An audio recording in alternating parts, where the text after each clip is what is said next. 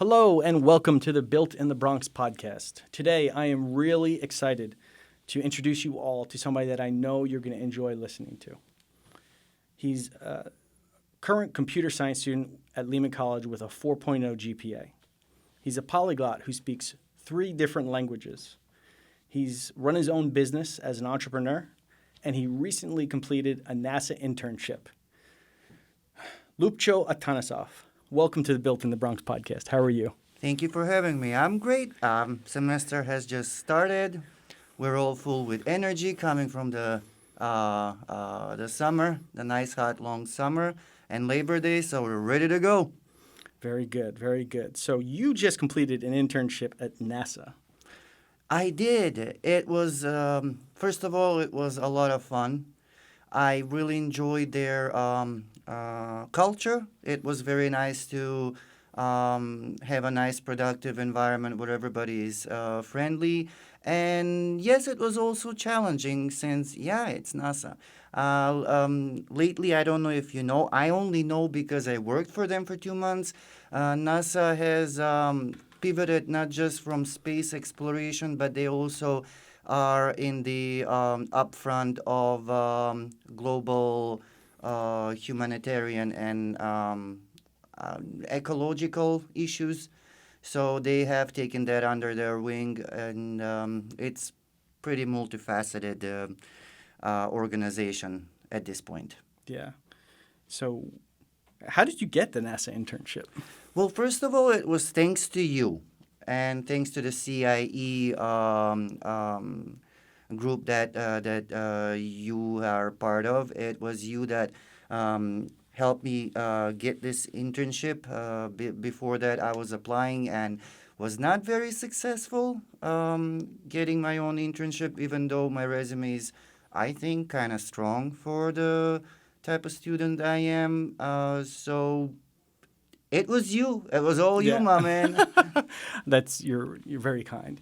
So for the students, the CIE stands for the CUNY Inclusive Economy Initiative, and that's basically the program that I work through here at Lehman, and we help underrepresented students find internships and entry-level job opportunities. And so when we met, I was giving a presentation to, I think it was Professor Brian Murphy's class. It was in his CMP 338 class. Yeah, and you had a question. Of course I did. I always have questions. And your question was, how do you deal with rejection, correct? Yes. And then I think Brian said, how many rejections have you had? At that point, it was only 2 or 3. Right now, it's over 100, 200. I don't even count them no more. And I deal with them very easily. Like, you mentioned that I'm an entrepreneur. First of all, I'm student, since that takes most of my time. I also did work a lot as a dance teacher, as a dancer. Now I don't have the time for it anymore. And I used to do also a lot of stand-up comedy where if you don't do so well, the first couple of, let's say, handful of rejections, you take them very, very to heart. But after that, it becomes, okay, I didn't do so well. So I didn't know that about you, that you did stand-up comedy. I did a lot of it, yes, until COVID hit. I was even a little bit of a rising star in that field, but COVID hit and I kind of lost the interest once the whole stand-up comedy scene moved to Zoom. It was just not fun anymore. And by that time, I also enrolled in school, so after things normalized with the stand-up comedy clubs, I was just lost the momentum, and I fell in love head over heels for programming. I really did. It's my obsession. How did you get into comedy? It was back in the days. I wasn't in school back then, so I was teaching a lot, dancing, mainly ballroom dancing. And besides that, money was coming in, everything was good. My schedule was not that packed, even though I was working a lot. So I needed something to kick me out of my comfort zone. And and especially since stand-up comedy is something that scared me the most, that's exactly the reason why I decided to enroll in a class. And after the class, I had my graduation, which I didn't realize at that time that was also a audition. After that, things just kept on rolling and snowballing, and then COVID hit. Good. I'm gonna have to get some tips from you because I've dabbled with comedy. It's terrifying. It does have a certain structure to it. Yeah, and it's the public speaking is, I mean, we're doing public speaking right now because this is going to be, I think the first episode we got 2,000 listeners. So hopefully for this one we get more. But I'm going to have to get some tips from you. Well, thanks to stand-up comedy, one thing that I can say is I don't hold any fear from public speaking anymore, not at all. Before that, when I started doing stand-up comedy, I was shaking and shivering on stage just introducing myself on stage. But then, of course, it's been years of practice, years of performing on stage. It's just, I don't know, waking up in the morning, I guess. If you're being a morning person, that is. So I guess you built up some callus. Yes. Because it's really just about the fear. What happens if you get up there and the jokes don't land? Well, thank God I did not have a lot of opportunity to bomb on stage. But when you go to an open mic, it's a different culture when you're not on a show where the comedians are there just to listen to you and not to give any reaction. So that was kind of like a practice for me to like tell my jokes, my material, and for them not to have a big I don't know, grandiose laughter. Very good. So one of the things that I love about the Bronx is the international flavor here. We get students from all over the world. So where are you from? You're Eastern Europe, right? Southeastern Europe, to be specific, the Republic of Macedonia, and right now I believe it's called North Macedonia. I am not very, savvy with politics, so I won't even go there. Yeah. That's So okay. I come from North Macedonia, We're not going to talk Southeastern about Europe. that. Not today. Not here. So, but no, I mean, don't want to get into politics, but we do like. Even if I wanted, I don't know where to start. I wouldn't. Yeah, it's a kind of dangerous territory these days. Again, So, I wouldn't know. Yeah, no. But that is one of the things that I love about working here is, you get Spanish students, European students, Asian students, not just the students, but the faculty. We have professors from all over the world. It's very, very impressive. So in addition to, so tell me a little bit more about NASA, because that is really impressive. I mean, thanks to, again, you, the CIE here at Lehman, and my internship to NASA, this was one of my most fun summers that I've ever had. I remember last summer I was enrolled in a summer semester, which are like very cramped in, so it was not fun at all. It was productive, but not fun. But thanks to NASA and their inclusive culture, I had a blast. What I specifically worked on is a software product that NASA is developing called the Gridded Population of the World version 5. And basically my job, I didn't have much to do with programming per se. That's something that if I consider staying with them in the future, I would be doing. But what I did mainly was official communication with the Census Bureau from different countries from all over the world, gathering their census information together with their spatial border data. And basically I don't know if it sounds complicated or simple, but the work was more like a detective work because sometimes the countries will not provide you the data and you have to find a way to merge into contact with them or find a way for them to cooperate because we're not paying them to do this. And it was basically a lot of detective work, a lot of outsourcing, a lot of finding different methods to do the same thing. And then, of course, that data we had to ingest into a form that is acceptable for the gridded population of the world. So that was basically it. Mainly, I worked from home. It was 19 hours a week. The internship was paid, $25 an hour.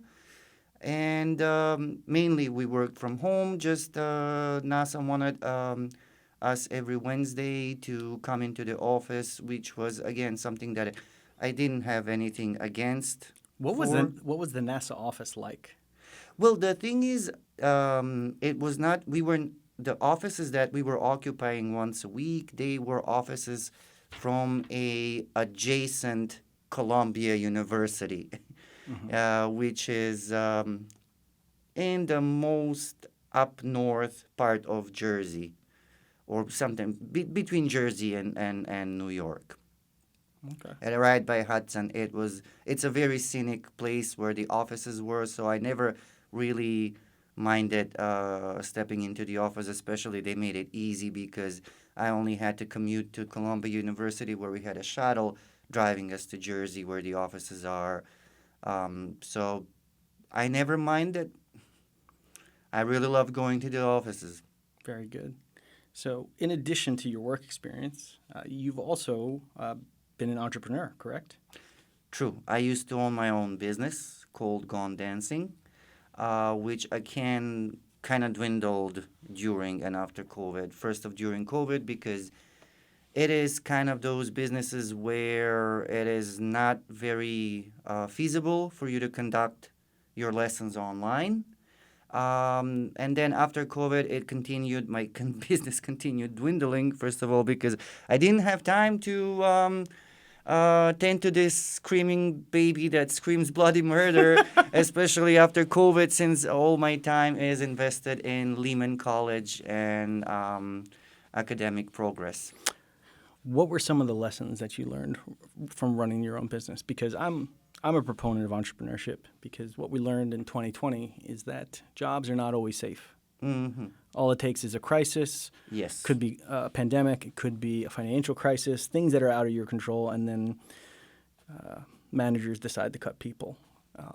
So I think it's very important that everyone is at least aware of entrepreneurship, even if they're not a full-blown entrepreneur, right? I mean, you look at the home prices these days, and you look at inflation. Mm-hmm.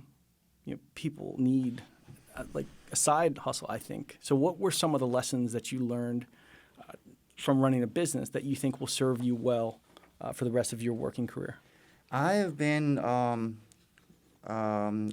working since I was 14, 15, but had my business for the past, 7 to 8 years. Before that, I was working for different studios, different dance studios, different contractors, different venues. But once you have your own business, first of all, what I've learned is patience, and a lot of it. And it's not really doable to summarize everything into like a couple of sentences. But if I did, I would say that you catch more bees with honey and not so much with vinegar. So the attitude and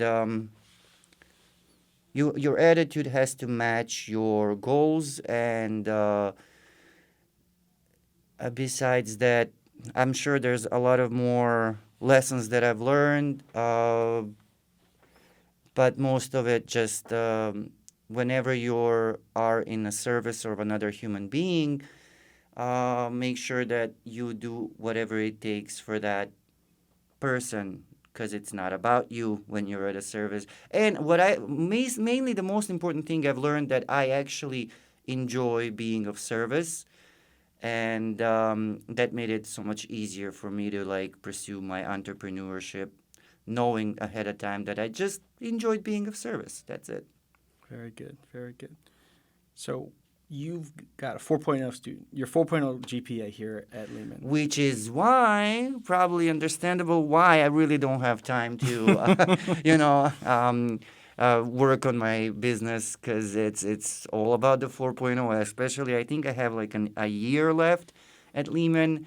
I wanted to stay at 4.0, Yeah, and I'd rather definitely. work towards that instead of like revitalizing a business that again dwindled as COVID progressed.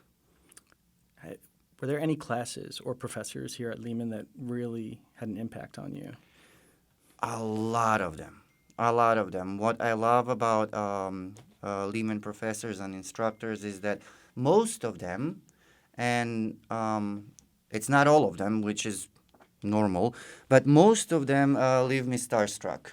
Like, leave me starstruck, and just their presence and the way they behave and conduct themselves and how helpful they are during the classes and outside the classrooms. It's very motivating to stay motivated. I don't know. But Brian Murphy is one of the professors that I would like to single out. There's a lot more, but he's the chair of the Department of Computer Science, which is my major, which is, of course, that's going to be a reason why I'm pointing out Brian first. I'm taking linear algebra, for example, with Rene Bell. Okay. And since it's just the beginning of the semester, but it's spot on. I can definitely clock how engaged she is in her classes and offering office hours left and right. She uses 3 different devices to make sure that she brings the material closer to the students. And just the level of engagement is smoldering and intoxicating in the best possible way. Besides that, I had a teacher, I believe her name was Heather, for just from the English department, Heather. The last name is eluding me, but if you need a good teacher for the English department, you should look that up. She was amazing. And besides that, let's not take a lot of time. Like probably 85 to 90% of the teachers are on daily basis leaving me starstruck. All right. Well, we love that you had such a good experience here at Lehman, and really, Me too. really excited. Hopefully, you get to continue to work at NASA. That's such an incredible, historic company. So we're all really proud of you.